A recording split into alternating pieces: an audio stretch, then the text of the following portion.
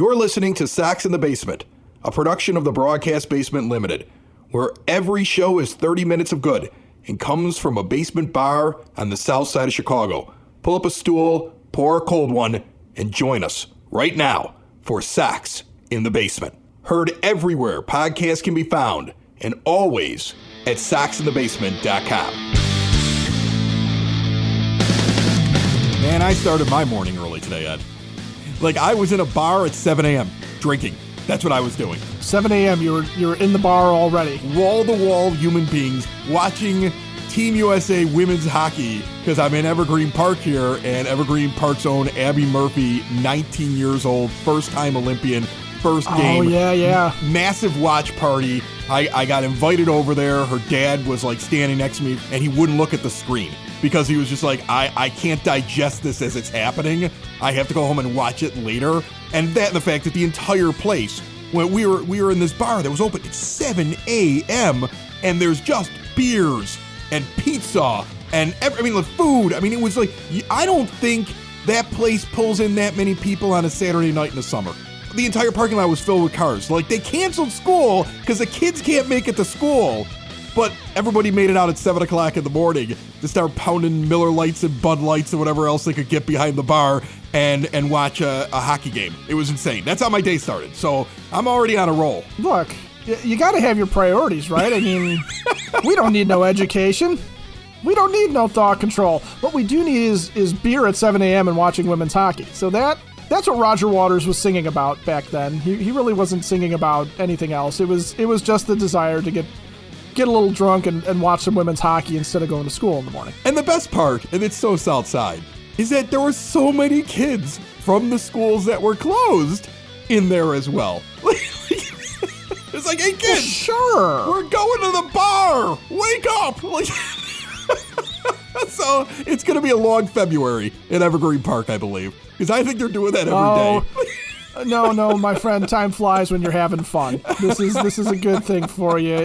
You'll actually your mind will not be on other things. Let's just say that. So anyway, that's how I started my day today. So I'm ready to roll. The White Sox seem ready to roll with their promotional schedule. Before I get to that, let me tell you real quick about our sponsor, Family Waterproofing Solutions. You should already know about them. You heard the commercial at the beginning of the episode. They're having a big installer job fair Saturday, February 26th, 8 a.m. to 2 p.m. right here in the EP, otherwise known as Evergreen Park. Find out what they do, why they do it, and the services they provide. They cover all of Northern Illinois, Northwest Indiana, and they got excellent benefit packages. It's an award-winning family business that is growing very fast. Do not sign up. Just bring your driver's license to Family Waterproofing Solutions on Saturday, February 26th. Learn more at familydry.com. The promotional schedule for the White Sox is out. SoxOn35th.com has a big article on it. Our good pal Jordan Lazowski broke it all down, and my initial reaction to everything is I don't see dollar hot dogs on Wednesdays back.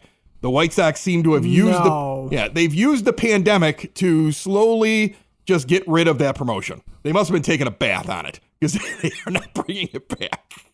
Like, I don't see it. Maybe they'll announce it later, but that doesn't look like it's coming back, like, ever. It might depend on how the CBA negotiations go. If there's a hot dog aspect to this that we haven't heard about, but if they're waiting to see how big that player, that pre-arb pool of bonus money is going to be, and that's what's going to determine whether or not Jerry Reinsdorf can afford dollar hot dogs, that's fine. We'll just have to wait and see. Right. That might be the case. That might be it. There's a lot of bobbleheads, but they can't name any of the players because they've locked the players out, so they're all to be announced. The big giveaway looks like that South Side uniform, they're doing it as a hockey jersey with the black and that South. I mean, like, the first 20,000 fans on April 30th will get one, and the rest of them will stand there angrily and scream because that is going to be, get to the ballpark 2 hours early to get that hockey jersey. I think that's going to be the number one thing that everyone wants. You might have to camp out the night before. Yeah. You're gonna have to go buy a tent in anticipation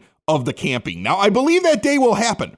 So that's on April the 30th versus the Angels. They're gonna get that game. You know, that's going to be a game when people are gonna see the White Sox play, I believe, in action. I'm not so sure about March 31st. That's when they're supposed to raise the banner. The crew neck they're giving away on April the 2nd versus the Twins, probably not going to happen. Probably not happen. You know, I do commend them for this, though. They announced all their special nights, and you can get the complete list of everything at SoxOn35th.com. But they've got their rock and roll night, country music, Elvis night, Hispanic heritage night, and police and fire night. Unlike the Yankees, they are not currently promoting a union night during a lockout of a union. So at least we're not that dumb. Well, I can tell you which union the Yankees are not celebrating that night. The MLBPA? Yeah, that one. That one comes to mind. Yeah, let's get into that today. Scot Gregor is going to be on from the Daily Herald. I'm looking forward to talking to him, not only about his take on the CBA negotiations, but also, has anything changed over the last couple of months with the White Sox and their goals the moment that everything opens back up again? And, free agent goals, trade goals, season goals. Has anything changed? It seems like the big things, Ed, and correct me if I'm wrong, that are on the table right now that these guys are all arguing about is revenue sharing, player arbitration, service time, and the luxury tax. I would say those are probably the big four things that these two sides are talking about. Now, service time and arbitration, they may be getting pretty close to the end on. Well, I think if you want to break it down to the brass tacks of what each side wants, you have the players would like more money sooner, and they would like to hit free agency sooner, while the owners just want more control at less expense of players early on in their career. And that's the goal, the broad goal. But the arbitration stuff and the service time manipulation, the problem the players have had is the Chris Bryant issue, right? It's the holding a guy down intentionally when there's really no reason to. You have no gain. There's nothing for him to do in AAA. There's nothing but pretext of got to work on something, in air quotes, to keep the guy down. And then all they're doing is they're just buying another year at the end of it. I think the players and the owners are on the same page about this, because I think the owners understand this one more than they understand what the players are worried about with things like the luxury tax. And looking at reports right now, it looks like draft pick compensation, essentially. Like, if you don't keep a guy down, you can end up with a draft pick. There's a few things that are on the table. They all seem really reasonable.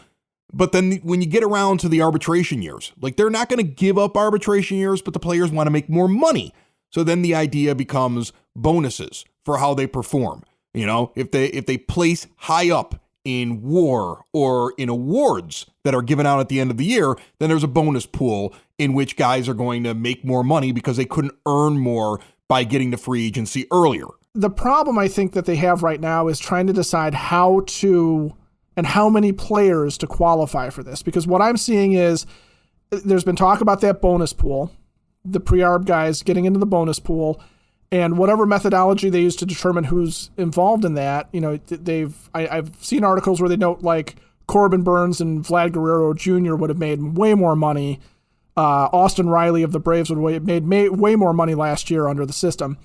So the players want to expand that to a bigger pool, and they want the pool of money to be somewhere around $100 million to spread across all these players that are in the pre-arb years, whereas the owners are offering, $10 million? They're basically saying $10 million, so they want to limit it to a handful of players and limit this pot. So that seems to be more of a bigger issue than the who and how they're going to do this and make the determination, is how much money they're going to be willing to give out. And, the other thing too is I think the manipulation of service time, and I think service time in general, I don't think they're going to get it right in this.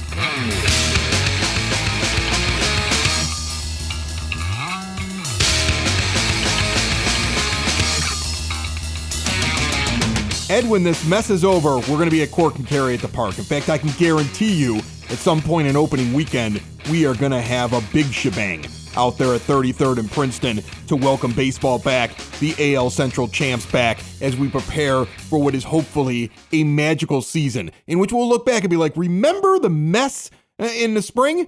it won't even matter at that point. That's what I'm hoping for. There's 2 locations for Cork and Kerry. Do not forget about the one that is in the shadow of the ballpark with the award-winning menu of burgers and ballpark favorites. I can't wait to get out there. You can get out there now. In fact, on Mondays and anytime there's not a Sox home game, 2 for 1 on those burgers. An extensive bar with rotations of craft beers, familiar favorites, spirits, and wines. They are your home base for White Sox pregame, postgame, and viewing parties. And then, of course, Sox in the Basement is going to be out at Cork and Kerry Beverly on Parade Day, March 13th, the return after a 2-year hiatus of the Southside Irish Parade. You can come out and join us then, or just get out there now. 10614 Southwestern Avenue, a traditional Irish bar in the Beverly neighborhood. Once this snow is gone, I cannot wait to enjoy the outdoor patio and bar. I love that as much as I love the indoor bar. Multiple event rooms for your next party. In fact, you can book your next event at either location at corkandkerry.com. This offseason, one of the voices that I haven't heard from, and I was like, what the heck, I haven't talked to Scot Gregor in a while from the Daily Herald, and in the middle of a lockout here, Scott, I don't know when this thing is going to end. I'm starting to become disheartened, a little negative. I don't want to get that way. I'm hoping that you'll cheer me up. How are you? Good, Chris. How you doing? Always good to talk to you, and sorry, but right now I'm not really the guy that can cheer you up. I wish I could jump in on the negotiations and just tell both sides that this game's had some creaks the last couple of years. The long games, the COVID shutdown, and everything, and it's just really not a great time right now to be bickering about money, and both sides I think are guilty, and hopefully we're into February now with spring training supposed to start in less than 2 weeks, which, I don't think is going to happen. But the only thing really you can do is just hope that they understand the situation. They understand that, they're young Major League Baseball fans are very short, in numbers, and they get a deal done here pretty soon. You would be probably getting ready right now. This is kind of getting in the way of what your normal spring plans are, and how you would be covering the team, and trip down to a warmer climate. This is kind of putting a crimp into your plans too, right? Yeah, I'm not happy that my body's has been trained to shut down on shoveling snow about this time, but it looks like I'm going to keep that shovel out, and this is a time not only for me, but players, staff, managers, coaches, everybody. By now they would have their places. This is a long haul in Arizona for spring training.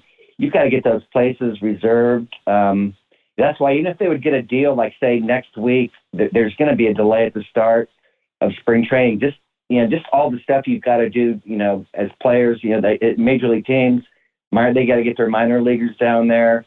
And it's a really heavy process, and so everybody's I'm sure is scrambling right now. So how do you think? You're watching this, and everybody's got an opinion on it, but how do you think that it finally starts to legitimately move here, the process? Is it that we get to the point where now spring training is pushed back or canceled, or they have to officially say that the start of the season isn't going to be on time before all of a sudden both sides start to move a little quicker? Because I think everybody looks at it and says the pace here is way too slow for what's on the line. And I've said all along, I feel like what the owner's plan was to slow play this because there is a certain amount of members in the union that are guys that are just either they've already made their money, or they're more interested in getting out on the field, or they have long-term deals you sign something like how Luis Robert took away all of his arbitration years and even into free agency, where they're some of these things don't matter that much to me. I just want to get on the field.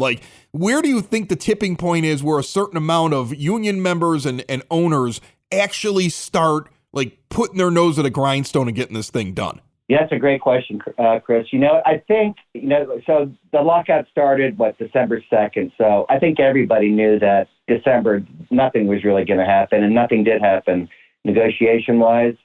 So then, okay, you get into January. You saw, they did talk a little bit, not very productive. But I think really that, when the calendar hit February, this week, that's like, okay, it's February now. It's go time. This is when spring training starts. They're starting the season like supposedly, the season, another early start to the regular season, late March. So it comes down to the point where, my first year covering the White Sox was 1994. So I saw that was a nasty strike. I think it ran about 7 months. Cost the White Sox a shot at the '94 World Series. They didn't come back until March of the '95. So what they did, they had a condensed spring training, and they tried the '95 season was not really good, and you could just tell that the players were out of shape, a lot of them from the 7-month layoff. So to kind of use that as a guide for this year, if they can get in on March 1st, say they start spring training March 1st, that gives you not even 4 weeks to get ready for the season. So I don't know, I don't know if that's going to work either. It's just like there's just so many things up in the air, but I just really think to kind of get back to your original question, that once that calendar hit February, there should be really on both sides, there should be urgency. And I agree with you that I'm sure there's much less urgency on the owner's side. Let's talk about the Sox, the team you cover, and you've been covering for a long time. What are we going to expect when it does open back up again? Is it going to be like some sort of crazy 7 to 10 day period where everybody in the world gets signed and you see trades and it's just like something insane for a couple of days there? Will there be guys that don't even get signed until right before the season starts because there is no reason for things to move up? Or like, how do you think things are going to go? Because I know Sox fans are pretty much expecting this team to go out and still get another pitcher, maybe for the rotation, to go out and get a second baseman. I don't think a lot of people are happy with the idea of Leury Garcia being the starting second baseman this year. There's questions in right field. There's free agents that are out there. What do you think is going to happen, and how quick does it happen once the lockout ends?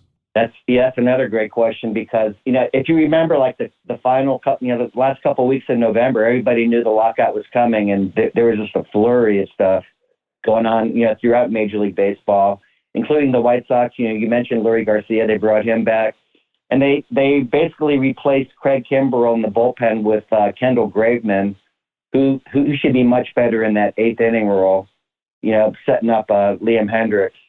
But yeah, when this thing does, Chris, when it does get resolved, I think it's going to be the same kind of like frenzy that you saw at the end of November.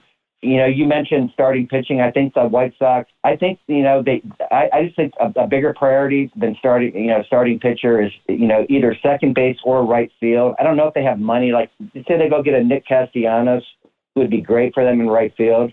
If they spend the money on him, I don't know, maybe they don't spend it at second base where they have like Garcia, Romy Gonzalez, Danny Mendick maybe. They might want to cut back there. It might be one or the other on the second base right field side. And, they've got, Michael Kopech kind of replacing Carlos Rodon. So I think they're okay there. Maybe Ronaldo Lopez is an option if Dallas Keuchel, stumbles again. It's going to be interesting, too, because the longer this thing goes, does that mean they have less money to spend? Does that mean every major league team has less money to spend? There's a lot of unknowns as we're, moving forward with this. But,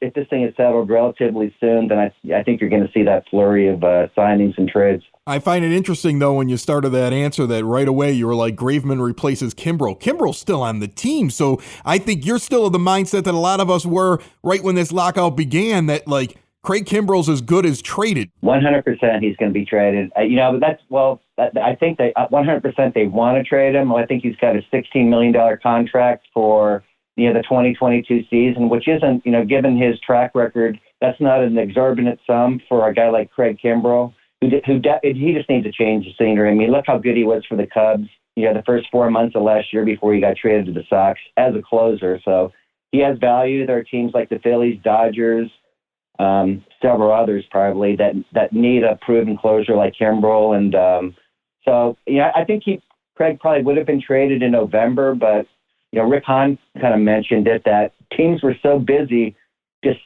signing free agents before the lockout that trades kind of got pushed to the back burner. But when the game's back up and running, I think you'll see Kimbrell go pretty soon. Yeah, I think that's the thing. And as we close up here with you, and I appreciate you jumping on the show, how hard is it to avoid overanalyzing when nothing's going on? Because I know how everybody thought when the lockout began.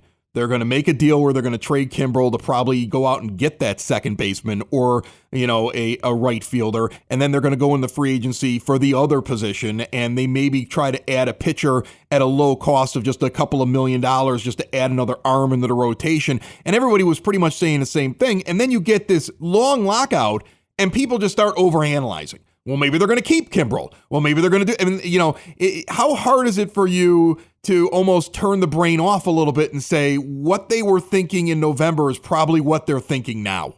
You can definitely overanalyze it. I just kind of go back to, we talked to Rick Hahn right before the lockout, and, just taking him at his word, he was basically like, when we're back up and running, we're picking up right where we left off. So, those are the three spots really: second base, right field, starting rotation. Maybe another piece here or there. Some depth moves, but it's like I think unless this thing really drags, like the lockout would drag into the summer, and teams would just, you can abandon everything. You just play with what you've got, possibly. But as it stands right now with the Sox specifically, I think they're ready to move on the holes they need to fill. Awesome. Scot Gregor, he writes for the Daily Herald. Make sure you check him out. He's been doing this for a long time. He knows what he's talking about. Scott, I appreciate you jumping on Sox in the Basement. Great talking to you, Chris. You have until the end of February. Do not forget to get in your entry for the $1,000 guest bounty right here on Sox in the Basement. Any kind of guest, baseball related or otherwise, that you think could end up winning Best Guest of the Offseason and would get you $1,000 in cold hard cash from Elite Benefits of America. You should get that into us through soxinthebasement.com or reach out through one of our social media sites. Butch Zemar at Elite Benefits of America wants to lower the cost of insurance, not only for small and mid-sized companies, but for the employees as well. Open enrollment may be over, but the process is year-round. Impress the boss if you're an HR person, or impress yourself if you're the boss, and reach out to Butch today. Learn more at elitebenefits.net or call Butch today at 708-535-3006. So I find that really interesting, Ed. Right at the end there with Scott, the idea that we may all just be so bored over the last 2 months that we keep coming up with reasons why they would keep Craig Kimbrel, or reasons why Leury Garcia is going to be the second baseman, or reasons why they may go with what they have in right field. And Gregor's basically like, nothing's different. Like, once this thing restarts again, Rick Hahn has a plan and nothing's going to change. Unless, of course, they start the season in July. I mean, it gives perspective there to talk to Scot Gregor of the Daily Herald. 100%. And yes, we are bored. And this is this is the equivalent of when you go on WebMD in the middle of the night because something doesn't feel right, like in your arm or something like that. And it starts from I probably pulled a muscle, shoveling snow, to I have deadly bone cancer and they're going to have to amputate in the morning. Like, I need to call off of work and tell them they're taking my left arm. Right. Brazilian blood spiders. That could be it as well. You never know what you're going to find. Oh, yeah, Brazilian blood spiders. Here, let's take a look at some of the things and where they're at here in the CBA. And these things, as somebody who used to sit at a table and negotiate with, a massive group, which was the Cook County government. And trust me, there's nothing worse run than the Cook County government. Take it from a guy who had to negotiate contracts with them. They're an absolute mess. The people at the table in the negotiating room have no power whatsoever to make any decisions at all. And we'll say yes to something and then come back and say, actually, it's a no. Or say no to something and then come back and be like, we brought that up. And they were like, it's a good idea. Like, the negotiations are brutal. There's a web of people you have to get through. If you think Major League Baseball is a mess right now, they're a well-oiled machine, these negotiations. Honestly, that's how I see this. Because you can walk in on any given day right now and see these two things that are big sticking points. One is the union looking for a minimum salary of $775K and MLB offering $615,000. And also the luxury tax, which is essentially like a loose way of having a salary cap, where the MLBPA wants it all the way up to $245 million and MLB's at $214. You can walk in on any given day, and I've seen this in negotiations. I've been sitting in negotiations that we would go every 2 weeks, and we'd sit down, and there'd be yelling, and there'd be threats. There was a attorney for the county one time who got up and just stormed out of the room and said, we'll never talk to you again, which he had to come back and talk to us again because of the rules, because of the kind of organization. We were 911 dispatchers. We can't strike. They can't walk away. There's all these like federal laws. We just kind of laughed when he walked out of the room. It was like, it was grandstanding, right? I mean, I had an attorney on our side on the union who like made these things, we're going to strike. And I'm looking at him like, but we can't do that. Like all these things would get yelled back and forth at tables. So when I see contentious, that doesn't bother me. So you're saying if we leave the lawyers out of this, it'll be fine? Yeah, the lawyers are the worst, okay? If we take all of that stuff out, all you need is the one day when everybody's motivated. And like we talked with Scot Gregor just moments ago on this show, that at some point there's going to be that motivation. It just takes one day and one side to say, okay, look, this is silly. Do we want to do this forever? Can we just let's have a conversation off the record. Let's go into the hallway for a second. We would do that because like if it's outside of the room or if we say, hey, off the record, then later on, nobody can sue somebody else for doing something improper during negotiations. So hey, off the record, just a conversation. You know, sometimes one head of the union goes out with somebody from management for like lunch at a restaurant, and they paid a check separately, and they sit at separate tables at first when they really know they're going to move over next to each other and have a conversation. That happened to me once. And then it was like, hey, if you guys offer this, we'll offer this. We can be done. What do you think? Yeah, I'll do that. And that's where they'll come in the middle. Like they won't exactly split the difference between 775 and 615, but at some point, somebody on one side is going to be like, hey, if we moved into the middle on this, would you move into the middle on this? Or would you come in at 30% higher for this if we came in at like, 40% over here or something like that? Yeah, I think we can do that. All right, you propose it. Make it look like your idea. And then I'll propose this other thing when we get back in the room. Okay, cool. That happens. These things are not all cut and dry. I guarantee you they were talking in December, just not officially. I guarantee you there's back channel things that are happening in these negotiations. I also do guarantee you that they are going to not have a full spring training. And at some point, everybody's got to feel just nervous enough that conversation happens. I think it's coming. I also think they're going to cheat us out of some games this year, unfortunately. 100%. I mean, look, you're right. The idea that this is actually staged like people think it is, where the only time there's conversation is sitting at the table. Lock them in a room. That's not how it works. Doesn't work that way. No, that doesn't work. Really, the most productive stuff comes when you have one or two people who are representative of both sides sitting there saying, okay, I think I'm the cooler head here, but I have this idea. What do you think? If you can sell your guys on this, I can sell my guys on this, like you described. And that's what's going to happen. And that's what's been happening, but just not publicly, which is okay. They don't need to be public with every single thing. As fans, we're hungry, we're bored, we're tired, we're slightly gassy, but we're not entitled necessarily to know every single detail of what's going on. But yeah, they are going to lose some spring training games because once this thing gets settled, once they reach that agreement, they still have to write it up. They still have to sign it. They still have to go through some procedure to ratify it. And then they have to ramp up and get everything ready to go. So we are going to lose some season at this point, but I don't think we're going to lose a ton. And I do think that day is coming where everybody's sitting there going, look, all the posturing and stuff aside, we know that if the minimum salary gets raised, that you're going to have to raise the luxury tax at least a little bit anyway. Or, we don't have to raise it that high because, look, if more players are getting more money up front, if there's that arbitration pool, we're not going to be worried about teams necessarily having to overspend, or go past the luxury tax. So it's not as important for that ceiling to be higher. There's all sorts of things that they'll reconcile in their heads. And then, the whole thing will be hung up on the universal DH. Listen, let me tell you something. Everybody says lock them in a room. Lock them in a room. Make them have to go in there until they come out with an agreement. Don't do that. No. Get them some beers. All right? I once got over one of the biggest sticking points in a union negotiation with county government over beers. Honest to goodness. Terrible day at the table.